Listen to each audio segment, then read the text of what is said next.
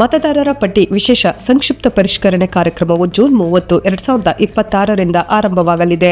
ಈ ಹಿನ್ನೆಲೆಯಲ್ಲಿ ಬೂತ್ ಮಟ್ಟದ ಅಧಿಕಾರಿಗಳು ಮನೆ ಮನೆಗೆ ಭೇಟಿ ನೀಡಿ ಮತದಾರರ ಮಾಹಿತಿಯನ್ನು ಪರಿಶೀಲಿಸಲಿದ್ದಾರೆ. ಪರಿಷ್ಕರಣೆ ಪ್ರಕ್ರಿಯೆಯ ವೇಳೆ ಪ್ರತಿಯೊಬ್ಬ ಮತದಾರರು ಕಡ್ಡಾಯವಾಗಿ ಕಲರ್ ಪಾಸ್ಪೋರ್ಟ್ ಭಾವಚಿತ್ರವನ್ನು ನೀಡಬೇಕಾಗುತ್ತದೆ. ಆದ್ದರಿಂದ ಎಲ್ಲ ಮತದಾರರು ತಮ್ಮ ಭಾವಚಿತ್ರವನ್ನು ಈಗಲೇ ಸಿದ್ಧವಾಗಿಟ್ಟುಕೊಂಡು ಅಧಿಕಾರಿಗಳಿಗೆ ಅಗತ್ಯ ಸಹಕಾರ ನೀಡುವಂತೆ ಮನವಿ ಮಾಡಲಾಗಿದೆ. ಮತದಾರರ ಪಟ್ಟಿಯನ್ನು ನಿಖರ ಹಾಗೂ ನವೀಕೃತವಾಗಿಡುವ ಈ ಅಭಿಯಾನದಲ್ಲಿ ಪ್ರತಿಯೊಬ್ಬರೂ ಸಕ್ರಿಯವಾಗಿ ಭಾಗವಹಿಸಿ ಜವಾಬ್ದಾರಿಯುತ ಮತದಾರರಾಗಿ ತಮ್ಮ ಕರ್ತವ್ಯವನ್ನು ನಿರ್ವಹಿಸುವಂತೆ ಸುದ್ದಿಗುಂಡ್ಲುಪೇಟೆ ವತಿಯಿಂದ ಸಾರ್ವಜನಿಕರಲ್ಲಿ ಮನವಿ ಮಾಡಲಾಗಿದೆ. ಧರ್ಮಸ್ಥಳ ಗ್ರಾಮಾಭಿವೃದ್ಧಿ ಯೋಜನೆಯ ವಾತ್ಸಲ್ಯ ಯೋಜನೆಯಡಿ ಗುಂಡ್ಲುಪೇಟೆ ತಾಲೂಕಿನ ಕಗ್ಗಳ ಹಾಗೂ ಬಸವಪುರ ಗ್ರಾಮಗಳಲ್ಲಿ ನಿರ್ಗತಿಕರಿಗೆ ನಿರ್ಮಿಸಲಾಗುತ್ತಿರುವ 2 ಮನೆಗಳಿಗೆ ಸೋಮವಾರ ಭೂಮಿ ಪೂಜೆ ನೆರವೇರಿಸಲಾಯಿತು. ಕಾರ್ಯಕ್ರಮದಲ್ಲಿ ಮಾತನಾಡಿದ ಜಿಲ್ಲಾ ನಿರ್ದೇಶಕ ದಿನೇಶ್ ಅವರು, ವಾತ್ಸಲ್ಯ ಯೋಜನೆಯಡಿ ನಿರ್ಗತಿಕರಿಗೆ ಮನೆ ನಿರ್ಮಾಣದ ಜೊತೆಗೆ ಪ್ರತಿ ತಿಂಗಳು 1,000 ಮಾಸಾಶನ, ಪೌಷ್ಟಿಕ ಆಹಾರ, ವಾತ್ಸಲ್ಯ ಕಿಟ್, ಶೌಚಾಲಯ ನಿರ್ಮಾಣ, ಮನೆ ದುರಸ್ತಿ ಹಾಗೂ ಸೋಲಾರ್ ಸೌಲಭ್ಯಗಳನ್ನು ನೀಡಲಾಗುತ್ತಿದೆ ಎಂದರು. ಗ್ರಾಮದ ಮುಖಂಡರು ಧರ್ಮಸ್ಥಳ ಸಂಸ್ಥೆಯ ಸಮಾಜಮುಖಿ ಸೇವಾ ಕಾರ್ಯವನ್ನು ಪ್ರಶಂಸಿಸಿದರು. ಈ ಸಂದರ್ಭದಲ್ಲಿ ತಾಲೂಕಿನ ಯೋಜನಾಧಿಕಾರಿ ಚಂದ್ರಶೇಖರ್, ಜನಜಾಗೃತಿ ವೇದಿಕೆ ಯೋಜನಾಧಿಕಾರಿ ಮುಖೇಶ್ ಸೇರಿದಂತೆ ಗ್ರಾಮದ ಮುಖಂಡರು, ಸೇವಾ ಪ್ರತಿನಿಧಿಗಳು, ಮೇಲ್ವಿಚಾರಕರು ಹಾಗೂ ಗ್ರಾಮಸ್ಥರು ಉಪಸ್ಥಿತರಿದ್ದರು. ರಾಷ್ಟ್ರೀಯ ಪಲ್ಸ್ ಪೋಲಿಯೋ ಕಾರ್ಯಕ್ರಮದ ಅಂಗವಾಗಿ ಭಾನುವಾರ ಗುಂಡ್ಲುಪೇಟೆ ತಾಲೂಕಿನಲ್ಲಿ ಪಲ್ಸ್ ಪೋಲಿಯೋ ಲಸಿಕಾ ಕಾರ್ಯಕ್ರಮ ಯಶಸ್ವಿಯಾಗಿ ನಡೆಯಿತು. ತಾಲೂಕು ಆರೋಗ್ಯಾಧಿಕಾರಿ ಡಾಕ್ಟರ್ ಅಲಿಂ ಪಾಷಾ ಅವರು ಮಗುವಿಗೆ ಪಲ್ಸ್ ಪೋಲಿಯೋ ಲಸಿಕೆ ಹಾಕುವ ಮೂಲಕ ಕಾರ್ಯಕ್ರಮಕ್ಕೆ ಚಾಲನೆ ನೀಡಿದರು. ತಾಲೂಕಿನಲ್ಲಿ 11,160 ಮಕ್ಕಳಿಗೆ ಲಸಿಕೆ ನೀಡುವ ಗುರಿ ಹೊಂದಲಾಗಿದ್ದು, ಮೊದಲ ದಿನವೇ 10,542 ಮಕ್ಕಳಿಗೆ ಲಸಿಕೆ ನೀಡಿ 95% ಗುರಿ ಸಾಧಿಸಲಾಗಿದೆ. ಜೊತೆಗೆ ಟ್ರಾನ್ಸಿಸ್ಟ್ ಬೂತ್ಗಳು ಹಾಗೂ ಚೆಕ್ಪೋಸ್ಟ್ಗಳ ಮೂಲಕ 1,152 ಹೊರ ರಾಜ್ಯ ಹಾಗೂ ಪ್ರವಾಸಿ ಮಕ್ಕಳಿಗೂ ಪಲ್ಸ್ ಪೋಲಿಯೋ ಲಸಿಕೆ ನೀಡಲಾಗಿದೆ.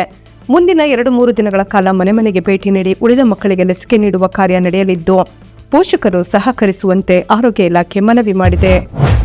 ಎಲ್ಲ ಶುಭ ಸಮಾರಂಭಗಳಿಗೆ ಶುದ್ಧ ಹಾಗೂ ಸುರಕ್ಷಿತ ಬಿಸ್ಲರಿ ಕುಡಿಯುವ ನೀರು ರಿಯಾಯಿತಿ ದರದಲ್ಲಿ ಲಭ್ಯ. ಹಿಂದೆ ಸಂಪರ್ಕಿಸಿ. ಪ್ರಜಾಪಿತ ಬ್ರಹ್ಮಕುಮಾರಿ ಈಶ್ವರ್ಯ ವಿಶ್ವವಿದ್ಯಾಲಯದ ವತಿಯಿಂದ ಗುಂಡ್ಲುಪೇಟೆ ಪಟ್ಟಣದ ಬಯಲು ರಂಗಮಂದಿರದಲ್ಲಿ ಆಯೋಜಿಸಿದ್ದ ಭಗವದ್ಗೀತೆಯ ಸಾರ ಹಾಗೂ ಶರಣರ ಶಿವಯೋಗ ಪ್ರವಚನ ಮಾಲೆಗೆ ಕಬ್ಬಿಣ ಕೋಲೇಶ್ವರ ಗೋಪಾಲ್ಪುರ ಮಠದ ಮಠಾಧೀಶರಾದ ಗಂಗಾಧರ ಮಹಾಸ್ವಾಮಿಗಳು ಚಾಲನೆ ನೀಡಿದರು. ಈ ವೇಳೆ ಮಾತನಾಡಿದ ಅವರು, ಭಗವದ್ಗೀತೆ ಹಾಗೂ ಶಿವಶರಣರ ವಚನಗಳು ಜನರಿಗೆ ಉತ್ತಮ ಜೀವನದ ಸಂದೇಶ ನೀಡುತ್ತದೆ ಎಂದರು. ರಾಜಯೋಗಿನಿ ಬ್ರಹ್ಮಕುಮಾರಿ ಶಿವಮಣಿಜಿ ಮಾತನಾಡಿ, ಭಗವದ್ಗೀತೆ ಶಾಂತಿ, ನೆಮ್ಮದಿ ಮತ್ತು ಉತ್ತಮ ಬದುಕಿಗೆ ಮಾರ್ಗದರ್ಶಿಯಾಗಿದೆ. ಜುಲೈ 1ರವರೆಗೆ ಪ್ರತಿದಿನ ಸಂಜೆ 6ರಿಂದ 7ರವರೆಗೆ ಪ್ರವಚನ ನಡೆಯಲಿದ್ದು, ಸಾರ್ವಜನಿಕರು ಭಾಗವಹಿಸುವಂತೆ ಮನವಿ ಮಾಡಿದರು. ಕಾರ್ಯಕ್ರಮದಲ್ಲಿ ಜಿಲ್ಲಾ ಸಂಚಾಲಕಿ ಪ್ರಭಾಮಣಿ ಜಿ, ವೀಣಾಜಿ, ಸರ್ಕಲ್ ಇನ್ಸ್ಪೆಕ್ಟರ್ ಜಯಕುಮಾರ್, ವೀರಶೈವ ಮಹಾಸಭಾ ಅಧ್ಯಕ್ಷ ರಾಜಶೇಖರ್ ಸೇರಿದಂತೆ ಹಲವರು ಭಾಗವಹಿಸಿದ್ದರು. ಗುಂಡ್ಲುಪೇಟೆ ಪಟ್ಟಣದ 2ನೇ ವಾರ್ಡ್ನ ಶ್ವೇತಾದ್ರಿಗಿರಿ ಕಲ್ಯಾಣ ಮಂಟಪದ ಪಕ್ಕದ ರಸ್ತೆಯಲ್ಲಿ ಜಲಜೀವನ್ ಯೋಜನೆಯಡಿ ನೀರಿನ ಪೈಪ್ ಅಳವಡಿಸಲು ತೋಡಲಾದ ಗುಂಡಿಯನ್ನು ಸರಿಯಾಗಿ ಮುಚ್ಚದೆ ಬಿಟ್ಟಿರುವುದರಿಂದ ಧೂಳಿನ ಸಮಸ್ಯೆ ಉಂಟಾಗಿದ್ದು ಸಾರ್ವಜನಿಕರಿಗೆ ತೊಂದರೆಯಾಗುತ್ತಿದೆ ಎಂದು ಆರೋಪಿಸಿ ಕರ್ನಾಟಕ ಕಾವಲು ಪಡೆ ವತಿಯಿಂದ ಪುರಸಭಾ ಮುಖ್ಯಾಧಿಕಾರಿಗಳಿಗೆ ಮನವಿ ಸಲ್ಲಿಸಲಾಯಿತು.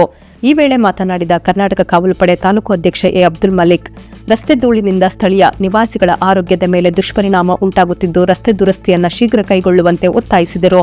ಮನವಿ ಸ್ವೀಕರಿಸಿದ ಪುರಸಭಾ ಮುಖ್ಯಾಧಿಕಾರಿಗಳು ಸಮಸ್ಯೆ ಪರಿಶೀಲಿಸಿ ಶೀಘ್ರ ಕ್ರಮ ಕೈಗೊಳ್ಳುವುದಾಗಿ ಭರವಸೆ ನೀಡಿದ್ದಾರೆ.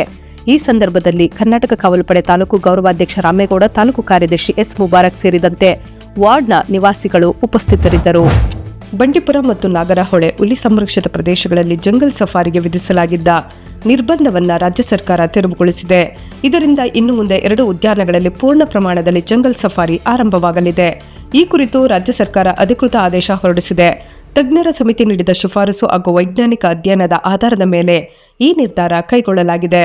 ಪರಿಸರ ಮತ್ತು ವನ್ಯಜೀವಿಗಳ ಸಂರಕ್ಷಣೆಗೆ ಯಾವುದೇ ಧಕ್ಕೆ ಆಗದಂತೆ ನಿಯಂತ್ರಿತ ರೀತಿಯಲ್ಲಿ ಸಫಾರಿ ನಡೆಸುವಂತೆ ಅರಣ್ಯ ಇಲಾಖೆಗೆ ಸರ್ಕಾರ ಸೂಚನೆ ನೀಡಿದೆ.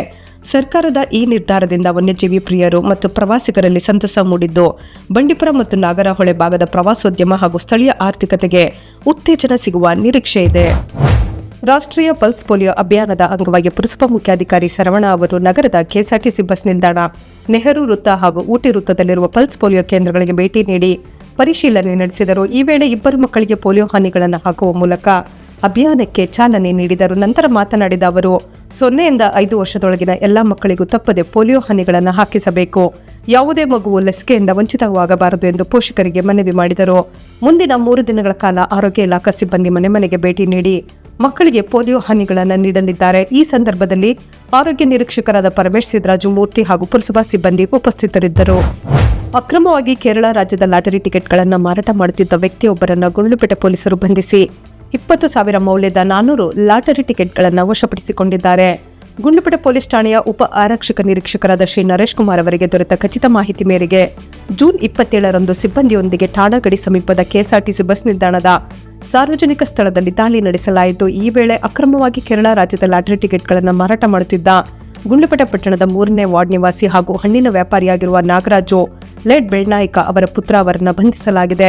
ಆರೋಪಿಯಿಂದ 20,000 ಮೌಲ್ಯದ ಒಟ್ಟು 400 ಕೇರಳ ರಾಜ್ಯದ ಲಾಟರಿ ಟಿಕೆಟ್ಗಳನ್ನು ವಶಪಡಿಸಿಕೊಳ್ಳಲಾಗಿದೆ. ಈ ಸಂಬಂಧ ಗುಂಡ್ಲುಪೇಟೆ ಪೊಲೀಸ್ ಠಾಣೆಯಲ್ಲಿ ಪ್ರಕರಣ ದಾಖಲಿಸಲಾಗಿದೆ. ಅಕ್ರಮವಾಗಿ ಪಡಿತರ ಅಕ್ಕಿಯನ್ನ ಸಾಗಣೆ ಹಾಗೂ ಸಂಗ್ರಹಣೆ ಮಾಡುತ್ತಿದ್ದ 2 ಪ್ರತ್ಯೇಕ ಪ್ರಕರಣಗಳಲ್ಲಿ ಬೇಗೂರು ಮತ್ತು ಗುಂಡ್ಲುಪೇಟೆ ಪೊಲೀಸರು ದಾಳಿ ನಡೆಸಿ ಒಟ್ಟು 52 ಕ್ವಿಂಟಾಲ್ ಪಡಿತರ ಅಕ್ಕಿಯನ್ನು ವಶಕ್ಕೆ ಪಡೆದು ಪ್ರಕರಣ ದಾಖಲಿಸಿದ್ದಾರೆ. ಮೊದಲ ಪ್ರಕರಣದಲ್ಲಿ ಬೇಗೂರು ಪೊಲೀಸ್ ಠಾಣೆಯ ಆರಕ್ಷಕ ಉಪನಿರೀಕ್ಷಕ ನವೀನ್ HK ನೇತೃತ್ವದಲ್ಲಿ ಸರಗೂರು ಸಂದಿಪುರ ಕ್ರಾಸ್ ಬಳಿ ದಾಳಿ ನಡೆಸಿ ವಾಹನದಲ್ಲಿ ಅಕ್ರಮವಾಗಿ ಸಾಗಿಸುತ್ತಿದ್ದ 20 ಕ್ವಿಂಟಾಲ್ ಪಡಿತರ ಅಕ್ಕಿಯನ್ನು ವಶಕ್ಕೆ ಪಡೆಯಲಾಗಿದೆ. ಈ ವೇಳೆ 30,000 ರು ಮೌಲ್ಯದ ಅಕ್ಕಿ ಹಾಗೂ ವಾಹನವನ್ನ ವಶಪಡಿಸಿಕೊಳ್ಳಲಾಗಿದ್ದು, ಮಂಡ್ಯ ಜಿಲ್ಲೆಯ ಮೊಹಮ್ಮದ್ ಜಿಯಾ ಉಲ್ಲಾ ವಿರುದ್ಧ ಪ್ರಕರಣ ದಾಖಲಿಸಿ ತನಿಖೆ ಕೈಗೊಳ್ಳಲಾಗಿದೆ. ಎರಡನೇ ಪ್ರಕರಣದಲ್ಲಿ ಗುಂಡ್ಲುಪೇಟೆ ಪೊಲೀಸ್ ಠಾಣೆಯ ಆರಕ್ಷಕ ನಿರೀಕ್ಷಕ ಎನ್ ಜಯಕುಮಾರ್ ಅವರಿಗೆ ದೊರೆತ ಖಚಿತ ಮಾಹಿತಿ ಮೇರೆಗೆ ಮಾಧವ್ ಪ್ರಸಾದ್ ನಗರದ ಮನೆಯೊಂದರಲ್ಲಿ ದಾಳಿ ನಡೆಸಿ ಅಕ್ರಮವಾಗಿ ಸಂಗ್ರಹಿಸಿಟ್ಟಿದ್ದ 32 ಕ್ವಿಂಟಾಲ್ ಪಡಿತರ ಅಕ್ಕಿಯನ್ನು ವಶಕ್ಕೆ ಪಡೆಯಲಾಗಿದೆ. ಮನೆ ಮಾಲೀಕರ ವಿರುದ್ಧ ಪ್ರಕರಣ ದಾಖಲಿಸಿ ತನಿಖೆ ಮುಂದುವರಿಸಲಾಗಿದೆ. ಸೊ ಫ್ರೆಂಡ್ಸ್, ಇದಾಗಿತ್ತು ಇವತ್ತಿನ ನ್ಯೂಸ್. ನಿಮಗೆ ಈ ಹೊಸ ಪ್ರಯತ್ನ ಇಷ್ಟವಾದಲ್ಲಿ ಕೂಡಲೇ ನಮ್ಮ ಚಾನೆಲ್ ಅನ್ನು ಲೈಕ್ ಮಾಡಿ, ಶೇರ್ ಮಾಡಿ, ಸಬ್ಸ್ಕ್ರೈಬ್ ಮಾಡಿ.